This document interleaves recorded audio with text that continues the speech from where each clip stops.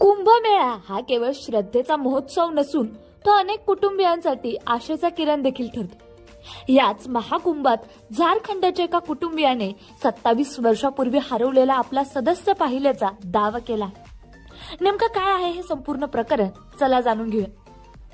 गंगासागर यादव हे 1998 मध्ये अचानक बेपत्ता झाले होते।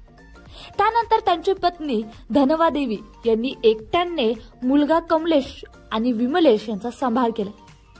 अनेक दिवसापासून त्यांचा काहीच मागमूस नव्हता। मात्र अलीकडेच प्रयागराजच्या कुंभमेळ्यात एका नातेवाईकाने एका साधूचा फोटो घेतला जो गंगासागर यादव यांच्यासारखा दिसत होता। हा फोटो पाहून कुटुंबियांनी लगेच प्रयागराज गाठले। कुटुंबियांनी मात्र काही ठळक शारीरिक खुणांच्या आधारे दावा केला की हेच गंगासागर यादव आहे।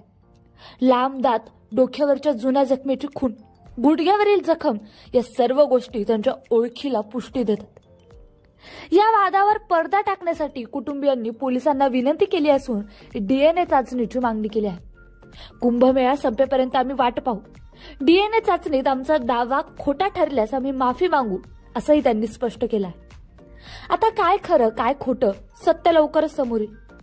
कुटुंबीय सध्या प्रयागराजमध्येच थांबून आहेत आणि बाबावर लक्ष ठेवून आहेत। हे बाबा खरंच गंगासागर आहेत की कुटुंबियांचा गैरसमज आहे, याचं उत्तर आता डीएनए चाचणीतून लवकरच समोर येईल।